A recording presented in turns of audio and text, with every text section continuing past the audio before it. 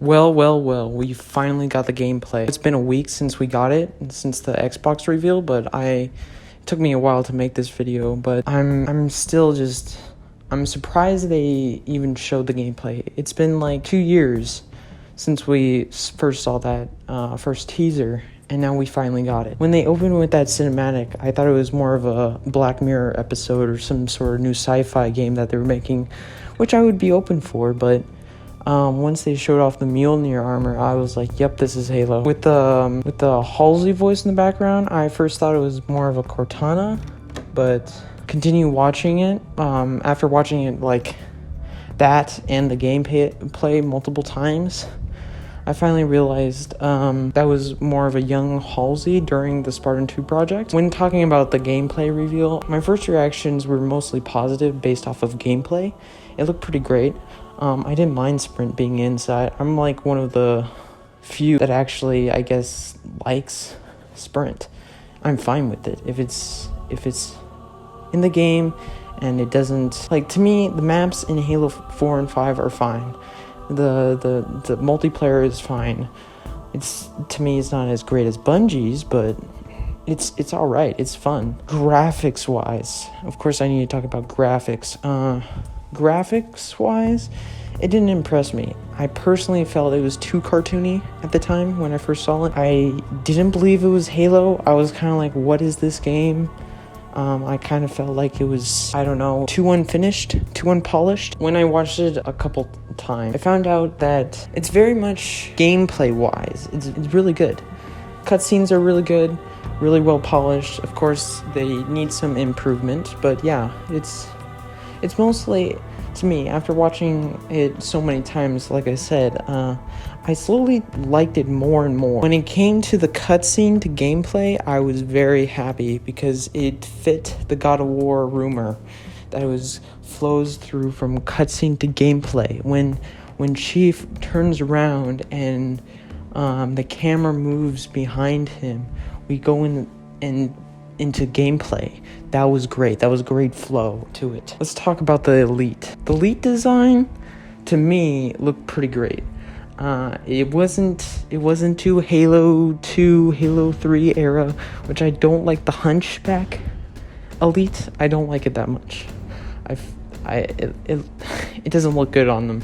To me, personally, I like the Halo 5 design when it comes to height, when it comes to, like, I don't know, the backs. I like it. I don't like seeing the bump or whatever, and I know that's for hitbox, but I just didn't like the design. But when it came to this Elite version, I liked it. Of course, in the demo, we didn't see any shadows or anything, which is kind of bugs people out, but personally, I didn't really care. I did like they reintroduced the Halo 1 through 3 armor design, which is really good. I do not care much about the plastic looking boxes or whatever people were talking about. It wasn't too much of a big deal for me. Of course, I feel like it does need some more detail to it, but it was alright. So I next want to talk about the next thing we see in this is the Halo Wars 2 design. Well, this was earlier, but we see it more throughout the video. The more Halo 2S design of the Banished. We see the Phantom earlier on, and we see it again after we defeat a group of aliens down below. After seeing the Brutes, of course. I'm actually perfectly fine with it. I'm fine with the Brutes coming back. I'm fine with the new Phantom. I would love to see almost all the Halo Wars 2 designs coming back. Personally, I would love to see all different hunter species, but that's more in my personal opinion. When it came to the graphics earlier, the graphics, I felt like it came, what I keep hearing is this came from January or June. It can be improved. We've seen it has been improved from the trailer. The guns, okay. I want to talk about the guns before the open world. The guns, okay. The first one we see so far, I remember, is the Commando. The Commando looks alright to me. To me, gameplay-wise, I really like it. It reminds me a lot about the DMR, but more fast-paced, like an AR, which I like. The design-wise, I don't really care. Whatever. Like, just like with the DMR, people kept making fun of the DMR when it came in, but I personally didn't really care. I just like the design of it. I hope to see it in SWAT, personally, to replace the DMR maybe.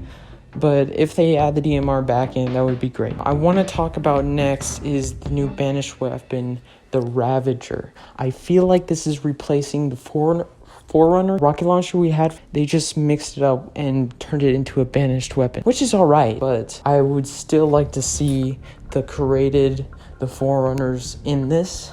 And I know they don't want to do it since a lot of people hated the Prometheans. I kind of like the Prometheans. I feel like they would do best if they're rare and they're like in certain Forerunner bases. And like if you, it's like a tomb, you know? If you, like Indiana Jones style, if you take like an item from there, it activates the Forerunner Prometheans, you know? I know people would rather prefer the Sentinels, but those things are kind of boring to me. So next, I want to talk about mostly the map. The map looked really good, I have to say. I do not like the hexagon designs. I do not like how they split up the map into pieces. I hope that continuing through the campaign, those chunks become larger and just combine into one ring. I do not like them separating the map. Like, through the campaign, maybe it's separated to smaller levels, but once you're done with the campaign, it allows you to go through an open world.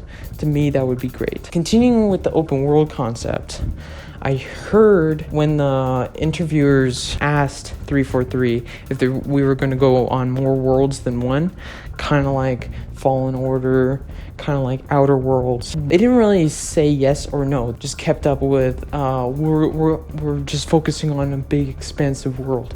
So they kind of like pushed off the question, what I've heard in the community. So I'm up for it. There's been a cutscene that people think that is on Reach.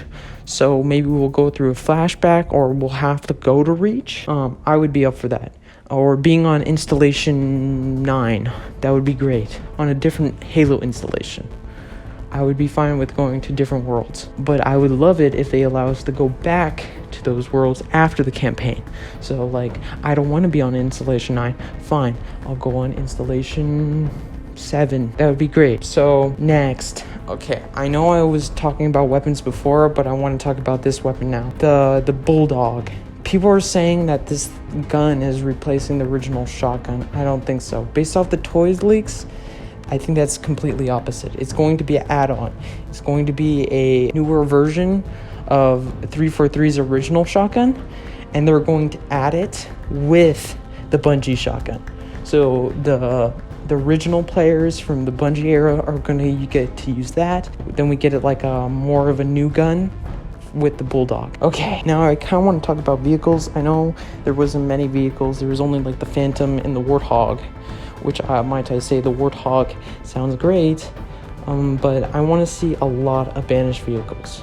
We already know that Halo 5 vehicle, I forgot what the vehicle was, some sort of flying vehicle, is confirmed, but I want to see the Falcon. I want to see multiple versions of the Pelican. We've already heard that the Condor is back, so that's great. I just want to see a lot of stuff that we saw in Halo Wars come back. I want to see a lot of characters from Halo Wars and Halo 5 come back. I don't really like them, but I want to see Locke and his team. I want to see Buck. I want to see Buck's team. I want to see all of them. I want to see Arbiter. I want to see Lasky. I want to see most of the team in Halo Wars 2. I want to see all of Red Team. This become a big battle. If we're not going to see the guys from Halo Wars 2, I think I know when we will be able to see them. So basically in Halo Infinite, the big bad is going to be this new general in town who takes over for Atriox. Since 343 has decided to do more of a service plan for the next 10 years, maybe the next 10 years, I don't think that's confirmed, but they plan on not doing a sequel to this and just do expansions. So I think they're going to do the Destiny route where they're going to just do multiplayer expansions and also story expansions. So the multiplayer expansions are mostly going to do seasons. I think they're going to do seasons. and then sometimes do actual multiplayer expansions like maps, old maps from past games, new guns, or old guns that we haven't seen like for a long time. And for the story expansions, they're gonna add new missions with old characters from like Halo 5 or Halo 4 or from the past Bungie games. They're gonna bring back those characters. Of course not Noble Team, because we all know they're dead, but like June from Noble Team, the solo survivor who helped start up the Spartan 4 program. It would be great to see him again. It would be great if one of these large expansions, Atriox comes back, and then Red Team joins up with Blue Team. That would be great. Okay, now I need to talk about the big elephant in the room. The one, the only, Craig. Craig needs to be a character. He needs to be a character in the campaign. He needs to be a character in the marketing. So like Halo Wars 2, where they basically had the two main characters, Atriox, and I forgot his name. Basically the commander, the UNSC commander in Halo Wars 2. The two main characters of the story go at it. I saw a video, I'll make a link down below, but I saw a video where basically he is like a part of the marketing, like what Domino's said recently. They made fun of Xbox's new generation. Well, I don't think we should add Domino's into the whole mix, but I feel like we should at least have Craig as like a full force in the marketing. Have him in as a new character in the campaign, maybe in a future expansion. That would be great. He doesn't have to be on the release date, but since they're planning on updating the game and being there for the game for the next decade, how about, I don't know, add him in the mix. Make him have his own missions. Maybe we have to go kill him. Maybe we'll ally up with him. Maybe he can be like a new Arbiter where he's teaming up with the UNSC. You know, it would be great. Or we hear the Brutes talking about Craig or whatever. It would be great. Okay. Now, lastly, I want to talk about the commander. The commander. I forgot what his name is, but he's like the new leader of this Brute gang. He's the new leader of the Banished. He seems like he's been through the Covenant War, of course. He's like the right hand, or one of the right hands of Atriox. What makes him different from Atriox is he obviously hates the humans more than Atriox. He wants to kill them all. I feel like, my own theory, he's blaming them for what he believes is the death of Atriox. They don't know if he's dead, but so far they know he's gone, for the time being. Brutes are known for basically not being smart, but what they're also known for is they don't have any humility. How should I say this? They're not very merciful. They also like battle and war, and this guy definitely fits that. In the gameplay, and in the trailer, we see that he's more into hunting down Chief as like more of a reward. Like how we saw in the Toys leak, how that Brute had Locke's helmet on his shoulder. I feel like this enemy wants to do the same thing with Master Chief. And obviously we know that won't happen, but he wants to test his might. He wants to test his legend. This will be his last fight, he says. So this is more like he obviously wants to retire. And it's either he's going to die, and that's going to be his last fight, or he's going to win.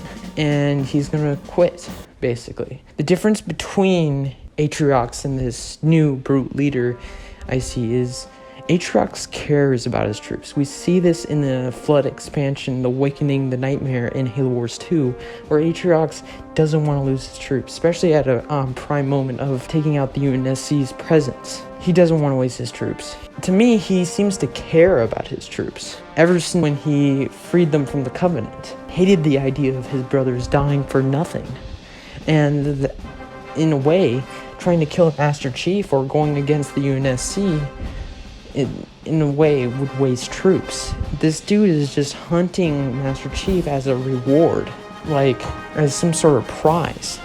And he's using his troops for it. He's using his troops to succeed. Aatrox, to me, is against that concept. He uses his troops smartly. He wants to have the least amount of his troops dying in battle. This guy seems like he doesn't give a poop. He just wants the pride, the award, the legend. That's all he cares about, what other brutes see him as, you know? He cares about his legacy. He wants a great legacy. And what's even greater than killing the man that took out the Covenant, that blew up the Halo ring by himself? Okay, I want to talk about what he stated during his speech at the end of the gameplay, in the middle of the trailer, is that they're working with a Harbinger. Some people think it's a Forerunner, like the Didact. Some people think it's like 343 Guilty Spark, where it's like a installed overseer of the ring. Others think it's a Covenant force. Personally, I felt like it was a Covenant force, like they united with another Covenant force. But why would that Covenant force, that other Covenant, work with the Banished? And the Banished, as we know, hate the Covenant. So, who are the Harbinger? Who is the Harbinger? We'll just have to wait to see. But like, my theory is it could be the Didact. It could be the Didact. A lot of people think it fits, especially with Aatrox like face paint. I don't see them working with the Didact. That's more of a Covenant thing, because they didn't really believe in the Great Journey, and that involved the Prometheans, that involved the Forerunners, and I don't think they would believe in something like that. So I'm kind of leaning more towards this mercenary Covenant that doesn't give a shit about the journey either. So they just unite together. Maybe Aatrox had the Harbinger unite with them before he went on the Ark. We don't know. There's a lot of lore left out between the years of Halo 5 and Halo Infinite. So, yeah. That's pretty much all I have. Just rewatch the gameplay. It looks pretty good, personally. The gameplay itself looks really fun, especially with the new grapple, the new abilities, the new utilities, I mean. They cut off with the Spartan abilities, which is great. I think Halo will be great. They just need to bump up their marketing, especially like now, because they only have 4 months left. The demo didn't look really good. They need to show off those graphics. And I'll come back with another video on Craig and Halo Reach and Halo 3. I have a couple of videos on that too. So have a great day. Bye. It all means nothing until you step inside.